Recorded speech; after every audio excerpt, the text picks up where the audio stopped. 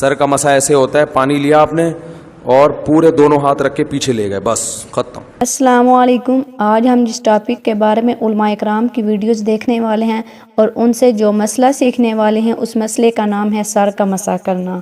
کچھ علماء اکرام کہتے ہیں کہ سر کا مسح کرنا چاہیے اور گردن کا مسح بھی کرنا چاہیے۔ کچھ علماء اکرام کہتے ہیں کہ سر کا مسح تو جائز ہے لیکن گردن کا مسح جائز نہیں ہے، اور مسح کرنے کا طریقے میں بھی اختلاف پایا جاتا ہے۔ تو آج ہم یہ جاننے کی کوشش کریں گے کہ اصل میں سنت کے مطابق سر کا مسح کرنے کا طریقہ کیا ہے اور کیا گردن کا مسح کرنا جائز ہے یا نہیں۔ تو بہت ہی اہم ویڈیو ہے، مکمل دیکھیے گا۔ سب سے پہلے مفتی طارق مسعود صاحب کی ویڈیو دیکھتے ہیں۔ سر کا مسح کر کے دکھائیں، کیا گردن اور کان کا مسح بھی اس میں شامل ہے؟ سر کے مسح میں گردن کا مسح شامل نہیں ہے۔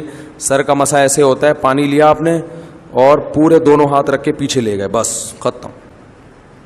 اور اگر واپس دوبارہ لے آئے تو بھی ٹھیک ہے، دونوں روایتیں ملتی ہیں، حدیث میں یہ بھی ملتا ہے یوں بھی اور دوبارہ لانا بھی ملتا ہے، تو ایک دفعہ بھی کر لے تو کافی ہے۔ یہ والا ٹیکنیکل طریقہ ہے نا، یہ یوں کر کے انگلیاں ملاتے ہیں، یوں نئے آدمی سے مل نہیں رہی ہوتی، یوں کرتا ہے، پھر یوں لے گئے تو یہ ہٹائے رکھا ہے، یہ مستعمل نہ ہو جائے، یوں ایسے ٹیکنیکل طریقے سے، پھر یوں لے کر آئے، پھر یوں کیا، پھر یوں، یہ کہیں بھی ثابت نہیں ہے۔ تو گردن کا سر کا مسح کریں، اس کے بعد انگلی سے کان کا کیا، کان کے پچھلے حصے کا کیا، بس۔ گردن میں جو پچھلے حصے کا مسح ہے ایک ضعیف روایت ہے، اس میں صحیح حدیث نہیں ہے۔ اس ضعیف روایت کی بیس پر علماء کہتے ہیں کہ اس کو باقاعدہ سنت نہیں سمجھا جائے گا، اور افضل ہے کوئی کر لے ٹھیک ہے، نہ کرے تو بھی ٹھیک ہے، اور اس مسح کا اگر کوئی انکار ہی کر دے تو بھی ٹھیک ہے، کیونکہ اتنا حساس مسئلہ نہیں ہے کہ اس میں مناظرہ شروع کرتے ہیں آپ۔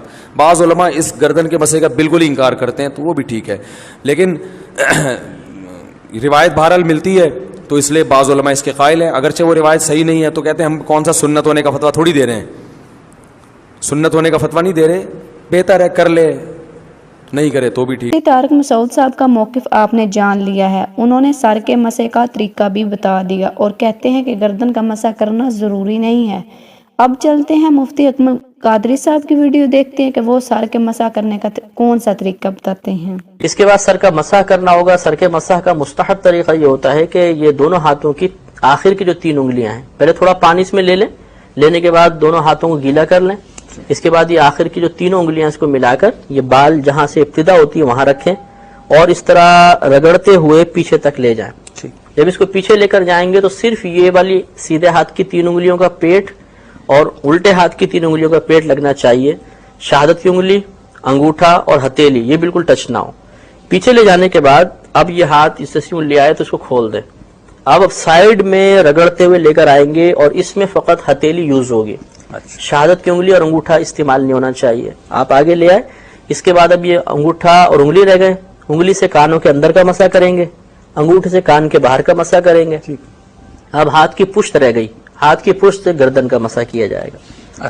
اس میں بعض لوگ آگے سے پیچھے سے آگے کی طرف لے کر آتے ہیں، یہ بھی طریقہ صحیح ہے، لیکن اس میں مسئلہ یہ ہوتا ہے کہ گلے کا مسح کرنا مکروہ ہے۔ تو گدی کا مسح کرنا سنت ہے اور گلے کا مسح کرنا مکروہ ہے۔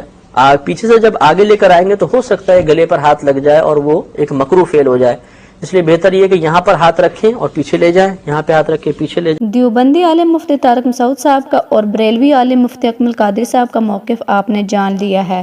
اب اہل حدیث عالم شیخ توصیف الرحمان راشدی صاحب کی ویڈیو دیکھتے ہیں کہ وہ سر کا مسح کرنے کے بارے میں کیا کہتے ہیں۔ کسی نے لکھا ہے گیلی دیوار سے سر لگ گیا تب بھی مسح ہو گیا، کسی نے لکھا گیلا ہاتھ سر پہ پھیر لیا تب بھی مسح ہو گیا، کسی نے کہا 1/4 ہاتھ لگ گیا آپ کا گیلا سر پہ تب بھی ہو گیا۔ ہم کہتے ہیں یہ ساری بحثیں کرنے کا فائدہ تب ہو اگر ہمیں سنت رسول صلی اللہ علیہ وسلم مسح کا طریقہ نہ بتائے۔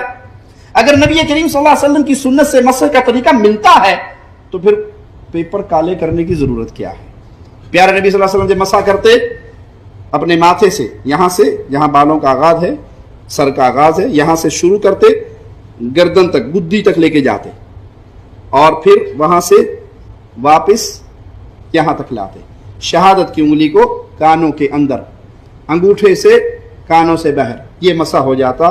یہ پیارے نبی صلی اللہ علیہ وسلم کی حدیث سے ثابت ہے۔ جب حدیث رسول آ گئی تو اب اتنی بحث کرنے کی ضرورت۔ شیخ توصیف الرحمان راشدی صاحب کی ویڈیو آپ نے دیکھ لی ہے۔ اب ہم ایک اور اہل حدیث عالم ایڈوکیٹ فیض سید صاحب کا موقف جانتے ہیں کہ وہ سر کے مسح کے بارے میں کیا کہتے ہیں۔ گردن کا مسح کرتے ہیں، گردن کا مسح کرتے ہیں، اس کا مختلف طریقے سے بگانا، یہ اس کے اتنے فائدے فلاں ہیں، गर्दन का मसाह किसी सही रिवायत से साबित नहीं है।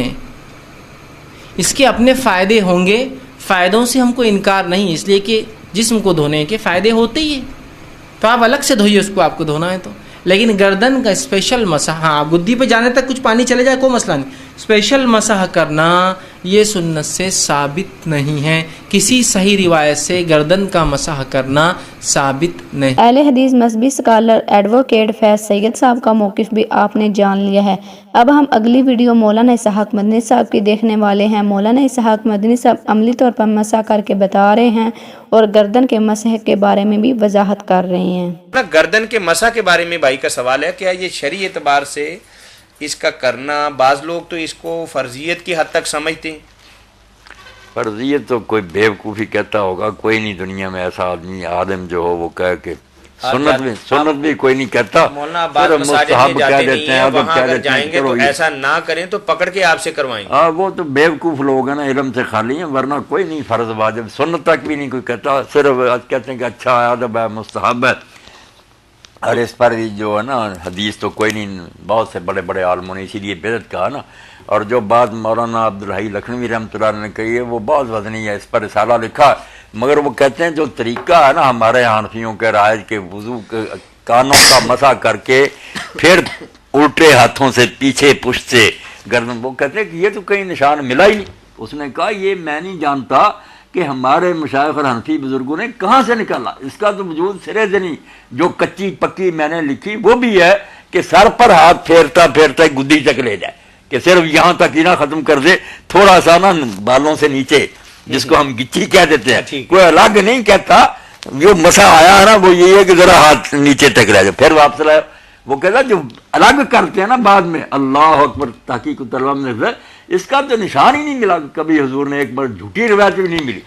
इसलिए वो मसा कहता गर्दन का जो था हमारा थोड़ा बहुत सबूत वो सर के मसा के साथ ही था कि हाथ जरा नीचे तक ले जाओ फिर वापस ले जाओ। ठीक है। कानों के मसा के बाद यूं कहता ये सिरे से नहीं, मेरे पास और रिसाला उनका कहता कहाँ निशान इसका, किसी रिवायत में दिखाओ। मौलाना इसहाक मदनी साहब की वीडियो आपने देख ली। अब इंजीनियर मोहम्मद अली मिर्जा साहब की वीडियो देखते हैं कि वो सर और गर्दन के मसाह के बारे में क्या कहते हैं। मसा का तरीका बताएं, क्या कोई क्या बता सकता है कि गर्दन तो इसमें मसा नहीं, सर का मसा कुरान में यार वाजे मौजूद है, सर का मसा, गर्दन उसमें कहां से आ गई? ये तो हनफी भी खुद कहते हैं कि गर्दन का मसा मुस्तहब है जी, सुन्नत नहीं कहते। ये जो ऐसे ऐसे करके फेर रहे होते हैं और बाद ऐसे तक लेने देने, और ये जो ऐसे तक है ना, इसको फिक़ह हनफी में लिखा हुआ है बिदत जी, उठाएं बारे शरीयत। गले का मसा बिदत है, वो कहते हैं गर्दन का मसा मुस्तहब है। तो देखें, एक बिदत बुजुर्गों ने स्टार्ट की, अगली बिदत एक बाबों ने स्टार्ट की, अगली बाबियों ने स्टार्ट कर दी। सर का मसा यार कुरान नहीं पढ़ा, पढ़े कुरान में लिखा हुआ है सर का मसा, बुखारी मुस्लिम में सर का मसा, और वह बुखारी में वाज़े अल्फाज है कि यूं हाथ एक दफा पीछे ले जाओ और फिर यूं ले आओ। वो जो बाज ऐसे करके करते हैं वो भी मतलब फुकाहा ने लिखा है, अदरवाइज ये खाली गीला की हाथ यूं करके ऐसे लेके और ऐसे लेके, और ये सर का मसा है, सर के बालों का मसा नहीं है। हाँ, अब जिसकी गंज है वो ये नहीं करेगा कि ऐसे मसा कर ले, नहीं, उसने पूरी गंज के ऊपर से मसा करना है, ये सर का मसा है। हाँ, और अगर बुखारी मुस्लिम में पगड़ी आपने वुजू करके पहनी हुई है ना, तो आप 5 नमाजों तक पगड़ी के ऊपर भी मसा कर सकते हैं। 6 उलमा इकराम की राय आपको दिखाई गई है। आपने 6 उलमा इकराम की वीडियोस देख ली हैं।